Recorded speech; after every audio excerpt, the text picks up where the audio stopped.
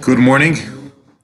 Welcome to our class. All those that are here local, those that couldn't make it, those that are at home, we encourage you to join us in our learning.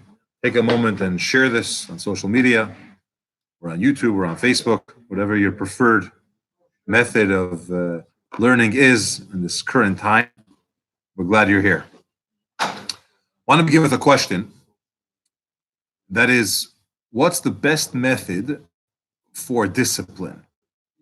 You have the old way, is where a teacher is expected to be extremely strict, a disciplinarian, and mold the children, or to use a term, tame the children, to make them mention in line, including hitting, strict punishment, grounding, no nonsense, insisting on certain decorums, and so on. That's the old way.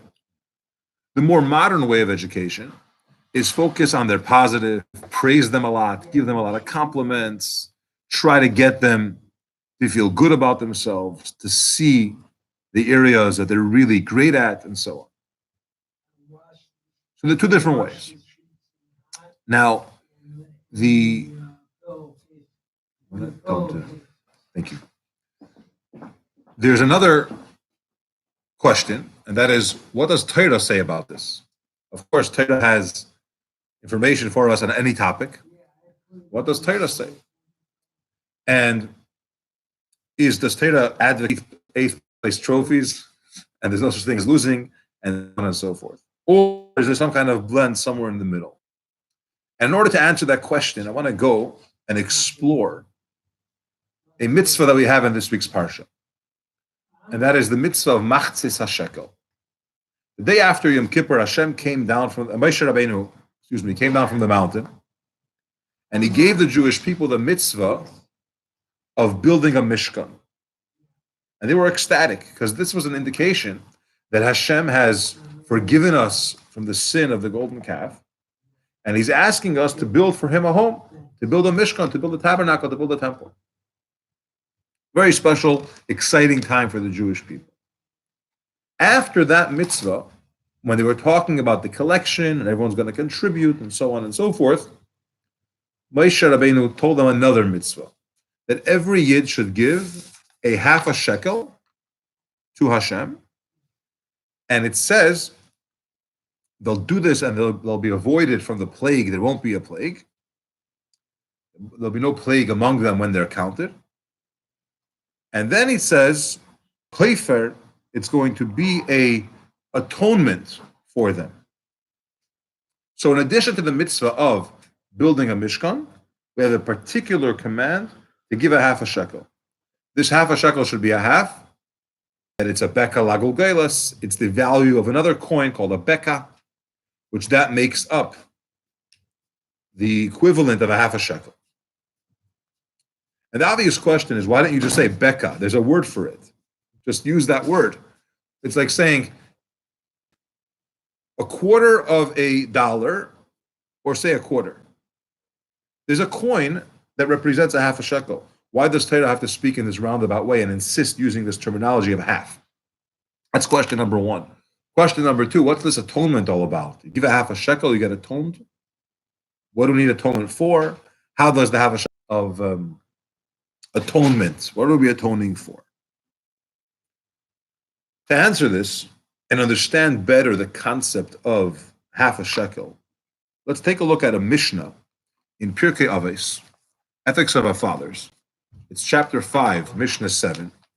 And the Mishnah tells us, Shiva Dvarim Begoylam, there are 7 qualities, 7 characteristics that a boor has, a goylam, and 7 in a wise person. It's counter. A wise person has 7 ways that he behaves, or 7 characteristics, and the boor has the opposite ones. Without getting into all of them, but the Mishnah tells us that one of them is when a person hears something. Did you hear about this and this? If you didn't hear about it, a chacham, a wise person, says, no, I'm unfamiliar with that. And a boor says, yeah, I heard it. So one of the indicators of a wise person, of a chacham, if he's uninformed, he's uninformed. He doesn't just go, yeah, of course, yeah, I know what you're talking about.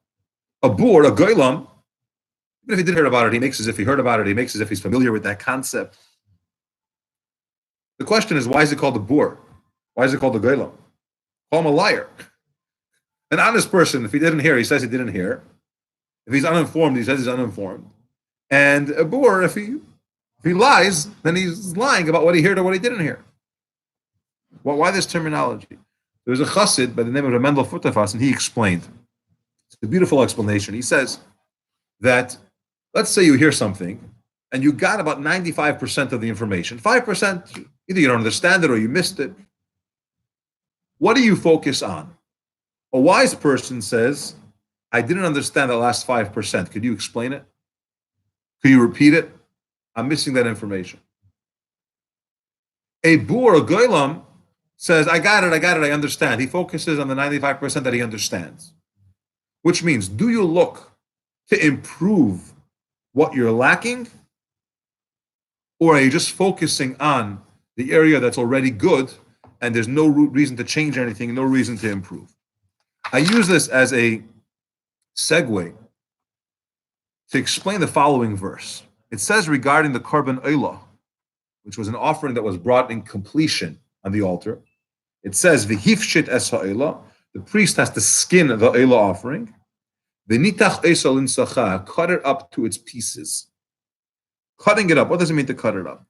Now, an elevating offering, olah, means our, in addition to that literal sense, it's our offering to Hashem. It's our getting closer. It's our refining ourselves. It's our growth. So the Shlema Eibeshitz explains, the author of the Arvei Nachal, it says like this, that he heard in the name of the Magid, that every person looks at themselves and sees certain qualities that we have. If you look at the whole, I'm pretty good in this area, I'm pretty good in that area. You have certain qualities. And we start to focus on it and we say, we're fine, right? I'm good, a pretty good guy. And we don't look to improve our shortcomings. Okay? It's like a cursory self-examination. Overall, he's doing pretty good, you're fine. Pshat, the meaning when we say cut up the olah in pieces, is that the solution, not to get stuck just in a peripheral examination and not to be misinformed about our own growth and our own self-development, is break it up piece by piece. Do an analysis of your life in the details of all the parts. How are we doing individually? How is this characteristic of me? How is that mitzvah observance? How am I in this category? And try to slowly, methodically improve the areas that need improvement. That's what it means. You skin the olah offering. The whole thing is being given.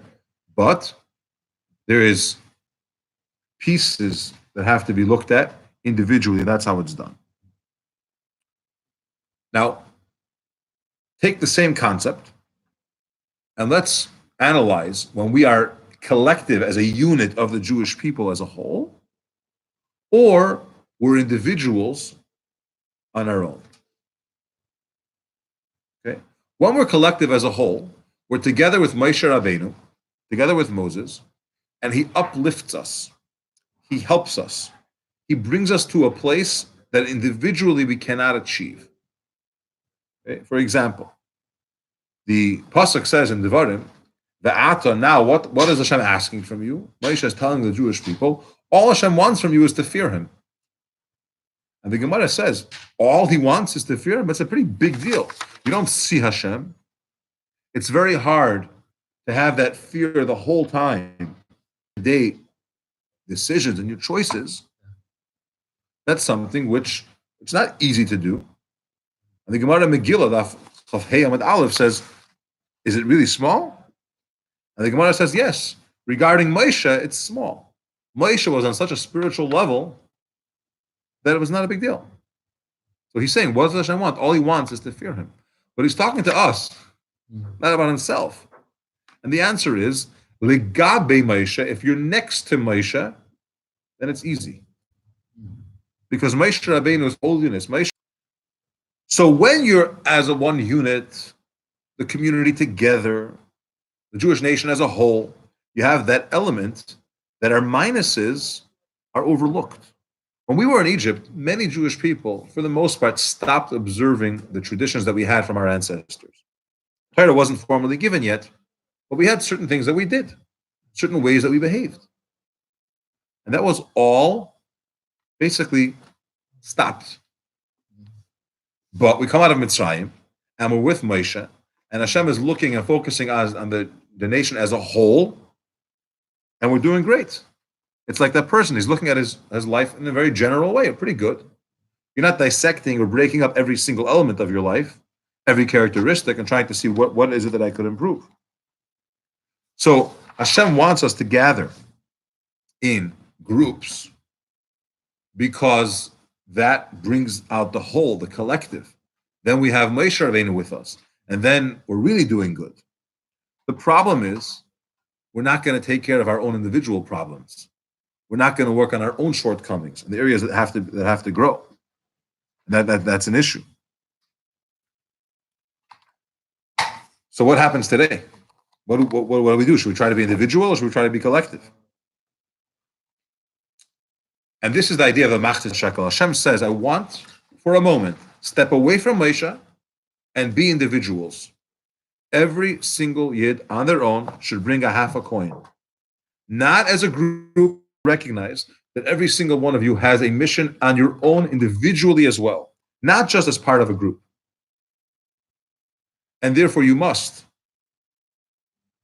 step away, be on your own, focus on that and do it. Because if you go from Moshe Rabbeinu, it just comes collect, the whole thing gets taken up. And that's why it says atonement, kaifer. Because once we're separating from the group, and we're now going as individuals to bring machzis shekel, now we have a problem. Hashem is going to scrutinize each person. And scrutinizing us and saying, this person requires improvement. That person has some shortcomings. If I'm measuring you and analyzing you as a unit, with Moshe as your leader, we're good. We all come together. But if I am going to treat you as an individual that's coming, it's a whole different measuring method. And therefore we have to have that kaifer, we have to have that atonement.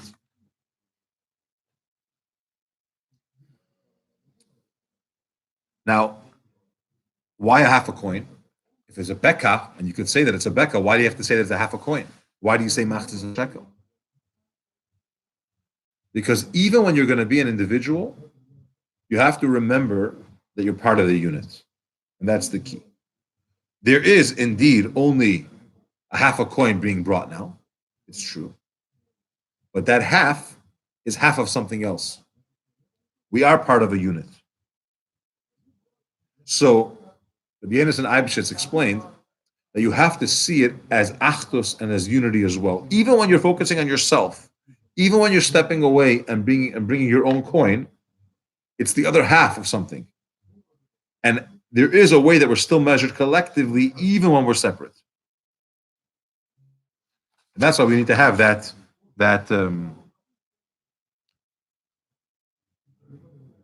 concept of bringing an individual shekel and a half a shekel.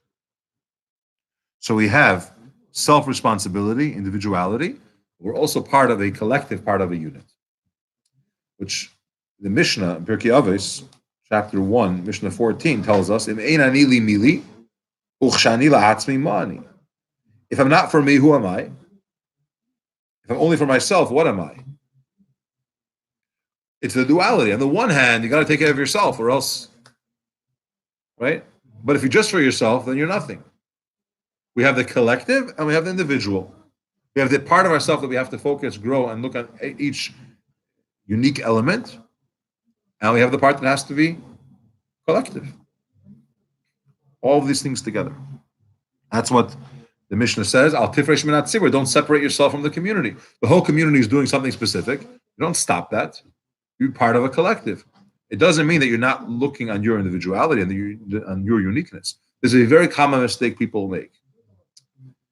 If we want to have unity, then we have to bring everyone together and everyone's the same and stop having differences and we all like the same things, do the same stuff, learn the same things. We're one. We're united. But that's wrong because every person has a separate mission and purpose and a special gift and different talents that they bring to the table. Unity is not by blending everyone. Unity is comprised of many different units that come together. That's unity. So we appreciate the value that each individual brings to the table, and together we're working as a whole. It's like your body. Your body has a head and a hand. They're very different. They're not the same. They're working together, but they're not all the same. That's what real unity is. You have individuals that are uniting. It's not a melting pot, it's more of a patchwork quilt. Excellent. Very good. Very good. Exactly what it is. That's what the prophet compares this to dealing with an illness. Someone comes to the doctor and he has some kind of infection. The doctor has to open it up to look at it. You look at it, it's painful. It's painful. He has to open it up. But that from the RAN before the X-rays. But the concept is that sometimes there's a certain pain which is necessary to fix or to heal a greater pain. Okay. So back to our original question that we started with, what's the best way? Or should you be kind, praising, and uplifting? And the reality is that you have to have a blend of both. You have to focus on the positive and bring that out, and you have to have the strictness and the sternness as a unit and as an individual. Okay, it's a child, right, learning to walk, and the parent holds the child. At some point, they let go, and the child's vulnerable and scared, and they could fall, and they do fall. But if you don't let go, they're never going to learn how to walk because you're always holding them. In life, we're part of a collective unit, and that's what uplifts us, and that's what makes us whole. That's what allows us to have a deep relationship with Hashem in a much greater way. But at the same time, we're also individuals, and we have to have the responsibility of an individual. And we're individuals that are coming together. We're not focusing on it and so on. So Machzor shekel reminds us that we're part of a unit, but individuals part of a unit. Together we're whole. On our own, we're only half.